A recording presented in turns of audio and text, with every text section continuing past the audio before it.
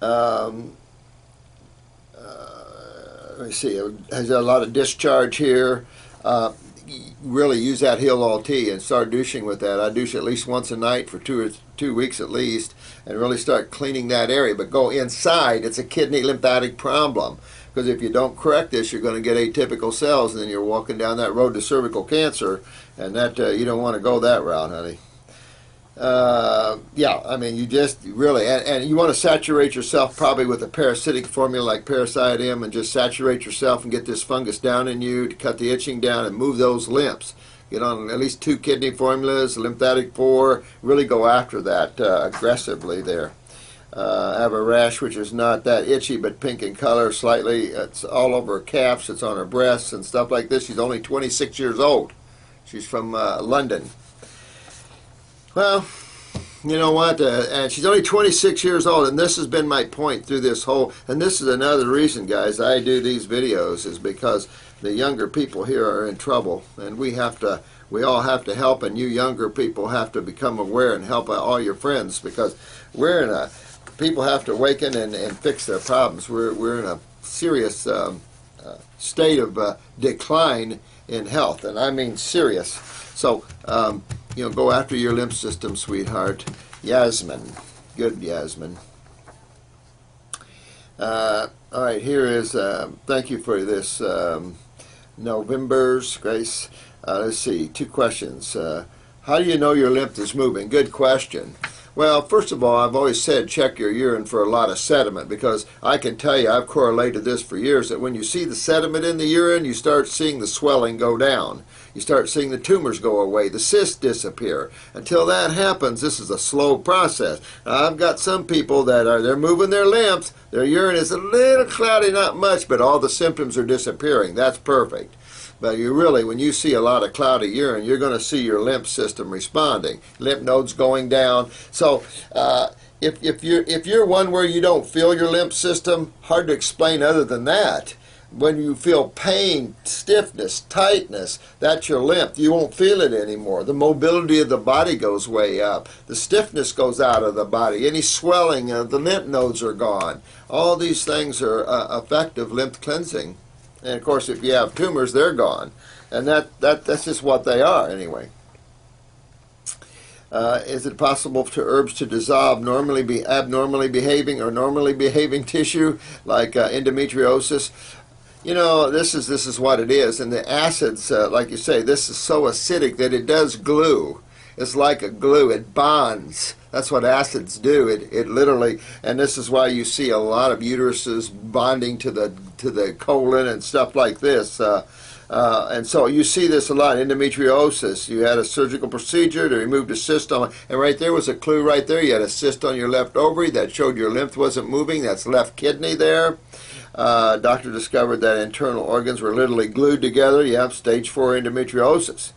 All right, well, you really got to move your lymph. 2 kidney formulas, 2 lymphatic formulas. Get into the bowels, clean the bowels up, get those kidneys filtering. This is a kidney and adrenal gland issue again. Keeps coming back to the doorway to the lymph system and the inability to move lymph. The ovarian cyst was a big tie to that, and that told you immediately if the uterus is next, it's coming down, because this isn't a hormonal problem. This is a lymphatic problem.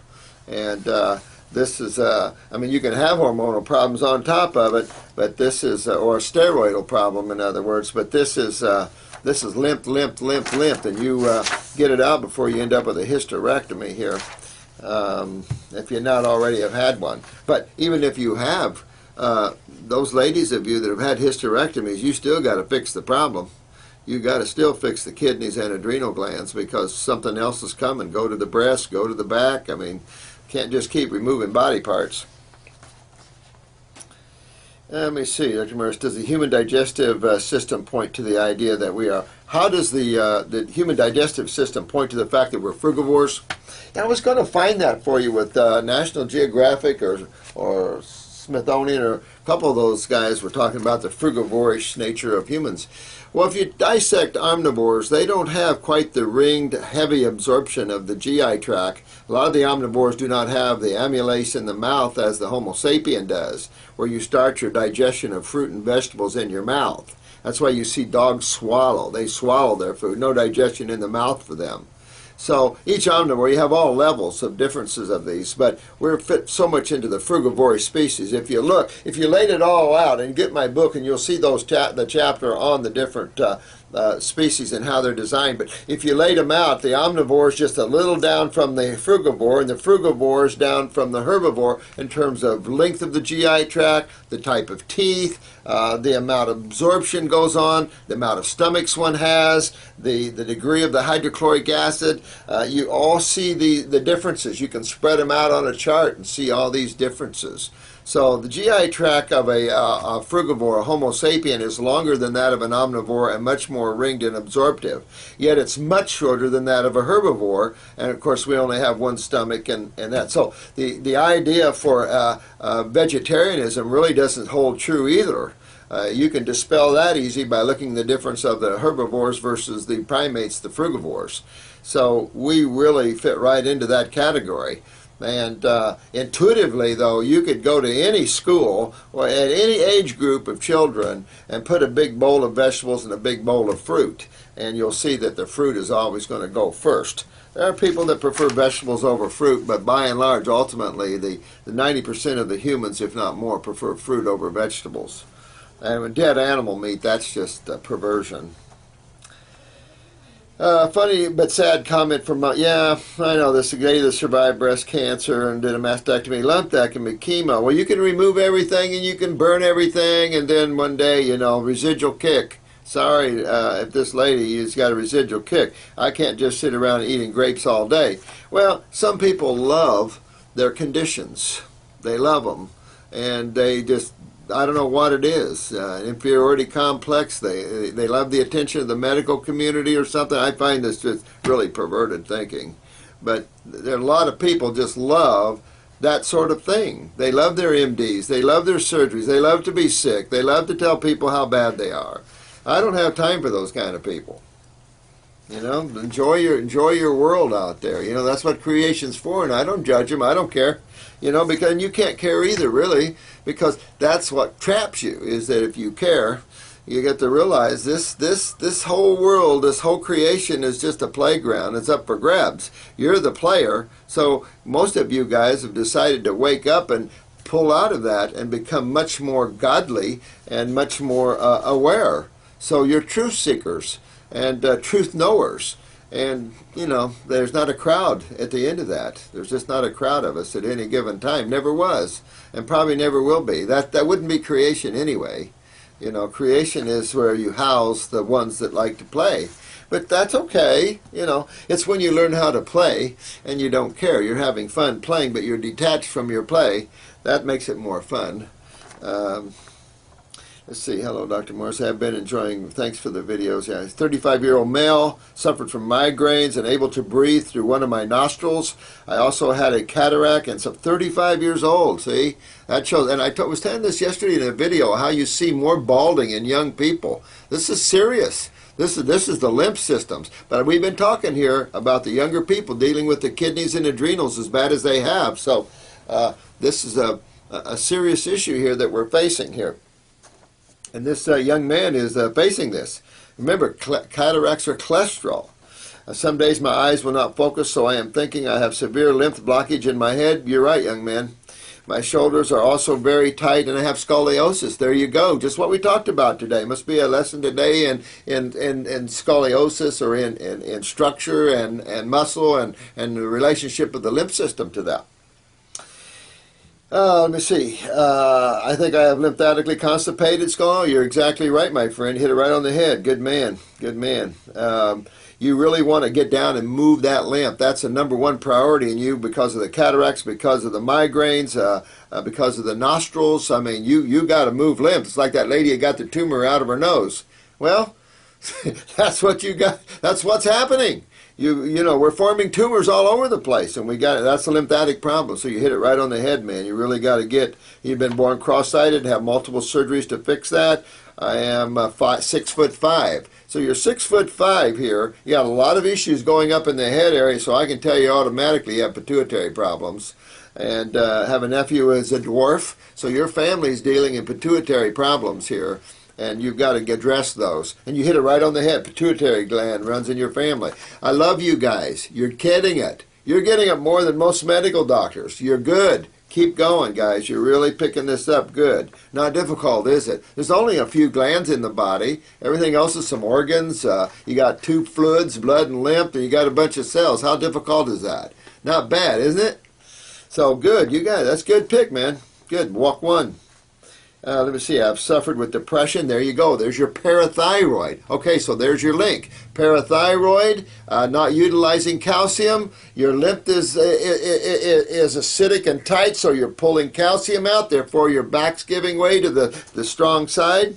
Absolutely there. You also have cold hands and feet all the time, of course, so now your pituitary shutting down your thyroid and parathyroid. Now, you could have them individually weak, but absolutely, your pituitary sounds like you got a genetic family of this, and you're going to find problems with your colon here too, bro, so work on your colon always with this, big time. He took an iodine protocol, so his thyroid has been better. Well, that's the problem. Iodine is a stimulant to the thyroid. Wrong way of doing it. But that's what you're going to see. All these people taking iodine for this Japan's accident with the radiation there. Wrong way of protecting the body. Create a lot of hyperthyroidisms, and then we'll just keep cutting out people's thyroids. I mean, it's just amazing. Lots of moles and red spots, so it tells you your adrenals are down. Of course, you know that already because of the lymph, but the moles are just proof that you're having sugar metabolism problems. You have to watch to make sure you're not hypo or hyperglycemic, because you're going to be in that category somewhere coming. Yeah, on my arm would be a lot of fungus. I also do not digest fruit very well. Well, there's your pancreas. So you've got some multiple problems here. I'm going to take you right into your colon, fix up your colon, your GI tract, give you a little pancreatic formula, pop up the pancreas a little bit. Really, this is where a glandular is very important. Is someone that has a long-standing genetic history of pituitary. You see it in the nephews, you see it around. So really, you want to get onto that pituitary, and a glandular would be good with that. Now, I can't say that that's not a hyperstimulated pituitary either, so you have to be careful, but I would definitely hit the pituitary. Definitely a glandular for that. You might have to temporarily use a glandular for the parathyroid and get that up there to help with the spine and stuff like that. The pituitary is going to turn on the parathyroid, so your parathyroid hormone is going to go up if you get a blood report. Okay, but you need that right now, and that will be very helpful with that. And then go fix those adrenals and fix those kidneys, my friend. Okay. Funky Panza. My face turns red very easy. Excessive blushing caused by thyroid? No, caused by lymph. Caused by lymph, really. Yeah. Sometimes my face will get red hot and the rest of my body will be freezing. Yeah, I mean, I don't know. I mean, definitely have some circulatory stimulation there as well. I just can't imagine it could be just the thyroid for the upper head area. But keep detoxifying, honey. You'll get that taken care of. Hey, Doc, I've been doing a regimen for 2 days, dry fasting, and on the third day I drank 2 quarts of raw grape juice. Immediately after the grape juice, I get crazy diarrhea, and the brown around my pupil, stomach, intestines fades to almost non-existent. However, by the next day, the brown is back. What would this indicate? Does it mean I clean the surface of the colon? No, but definitely you're having a strong impact on the bowel area, aren't you? You really see that impact, that power that you're having. And you want to keep going until that brown ring keeps fading and fading and fading, because I'm sure as it's going on, you're fading that ring around there a little at a time. Amazing how things go away and come back when you're on this program. So, yeah, it's fantastic, though. I'm glad you made that comment. I like comments like that, you know.